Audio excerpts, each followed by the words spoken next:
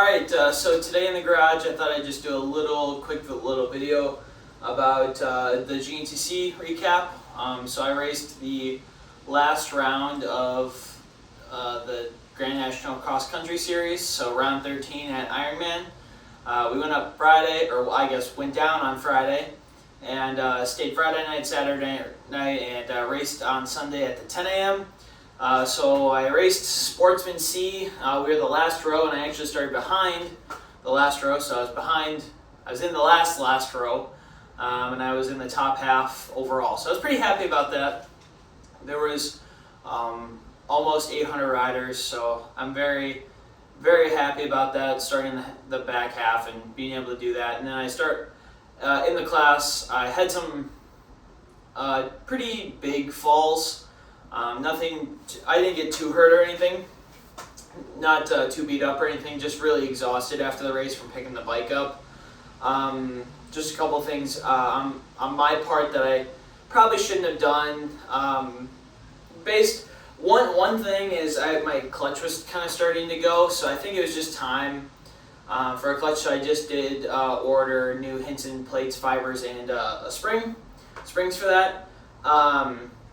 And I'm sitting on the line, and I'm kind of really worried. First GNCC, biggest race of my life, and I'm like, oh my god, I don't know. And I start messing with my throttle cable, and basically on my beta, I had almost zero slop in the cable, but on my Cowie, I liked a little bit more, and I'm like, okay, I should tighten this up a little bit, just to give me a better feeling. Well, with the slipping of the going away of the clutch and not being able to feel it, and having the throttle cable super tight, just didn't help me out as much as I thought it was going to. So I just had some, big get-offs just because I couldn't feel the clutch and then I was on the throttle. So just coming out of corners, just a little bit too much power and slid out. And then I actually was going up. The 10 a.m. did not go directly up Ironman Hill, but we went around it, and there is a steep hill off the side of it, so we did go up that, and it's pretty tight right-hander to go up the hill, and it's super choppy. And when that did happen, I got on the gas a little too hard and did end up, I wouldn't call it a full loop out, but did kind of like a half loop out, and folded the grip, almost halfway up the handlebar. Tweaked my front end a little bit. Nothing was bent, it's just not aligned properly. So I'm gonna have to go through the bike and just kind of go over some things. Other than that, I really didn't have any casualties, if you want to call it.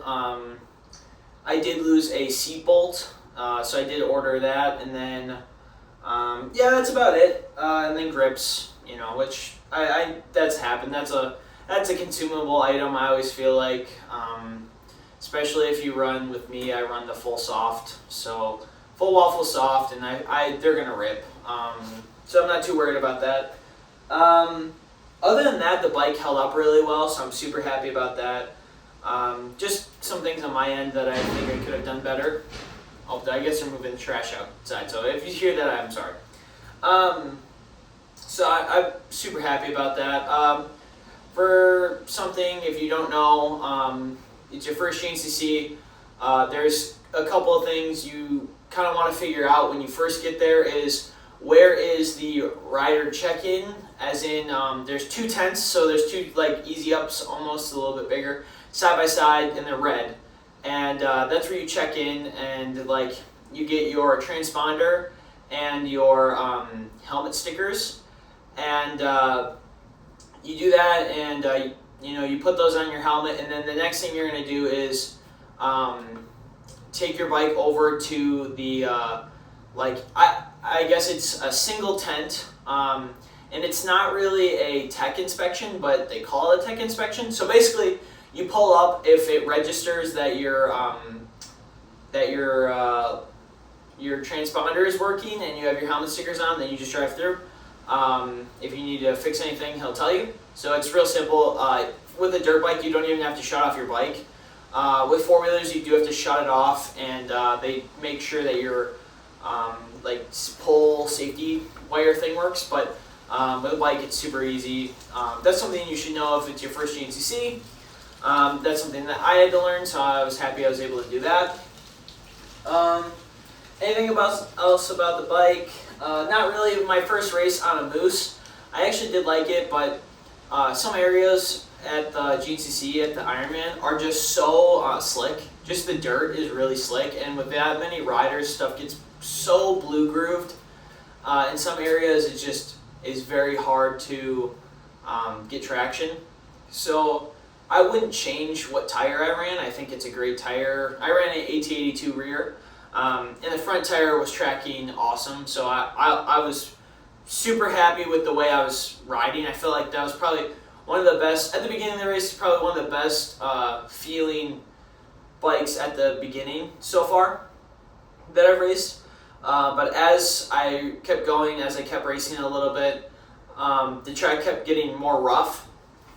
And I don't know if it might be a couple things. Looking at the fork tube, I have a little rubber piece that slides up and down. Okay, so I have a little rubber piece that slides up and down, to measure travel, and it's almost all the way to the bottom. And you do want to use all that travel, so I'm not too worried about that. But I was thinking, maybe my fork is either a little too soft as it's all the way at the bottom of the stroke, and that's why I'm getting a little stiff feeling in the front end, or the rebound's too fast, or maybe the fork's too stiff. So I'm going to try out a couple things. And on the District 16 side of it, in the local Hare Scramble series, I think that the closest track to what a GNCC like in the limited experience that I have is Syracuse. Because it gets so rough. So I think that'll be interesting. I ran the seat bump for the first time in a race. I did like that, so I think I'm going to get a seat cover with a seat bump to run next year. I think that will really help me. Just going up hills and just being more locked into the bike. Everything else was well. I ran the stock tank, and I didn't have to stop or pit or anything. I'm not as hard on the gas as those pro riders. Zach Osborne ran the industry class, and he passed me, and it was like I was barely moving, and I felt like I was going fast. And I was like, oh wow. And then Rachel Archer passed me, and then Corey Steed. So that was really cool. And then I was cheering Rachel on. So that was really cool. Besides that. If you have any questions about how GNCC racing works, just, you can comment or email me or whatever. The bike held up really well. I mean, a couple of things on my end that I'm going to do setup-wise to change for next time. And then, I'm super excited. I would race again. I got a text message earlier and saying, hey, I saw your video, the track looks super rough and so many lappers, and what are you going to do? Would you do it, or what would you do differently? And I raced Sportsman C, like I said, the last row. Next year, I think I'm just going to move to Sportsman B. Sportsman B, and the cap is 22. So age 20, no, I think it's 23, now that I say that. So I'll race Sportsman B, junior, and I'll do that. And I think if I do that, it'll help me out a little bit because I start a few rows ahead, so I won't be waiting as long, and then I won't be as far back in the pack when I start, so I won't have to push so hard at the beginning, because I did get quite a bit of arm pump just because how rough the track is. So like I said, that's something I figure out with my setup, and I just got to ride some stiff stuff, or some choppy areas, and just try to figure that out. So that'll be in the works, and trying to come up with a setting for that. So that's about that. And then, like I said, if you have any questions, email me.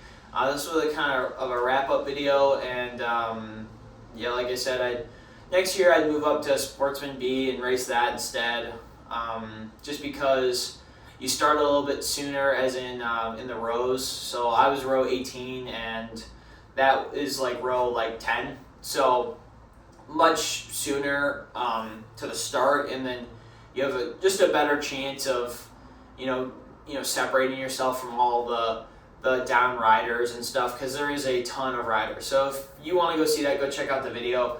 Honestly, like half of my crashes are just because other people are in my way. And I'm not saying that they're in my way as in like just super slow. I'm just saying they made a mistake and it caused me to make a mistake. So then I'll fall or whatever, and then you have like pileups. So yeah.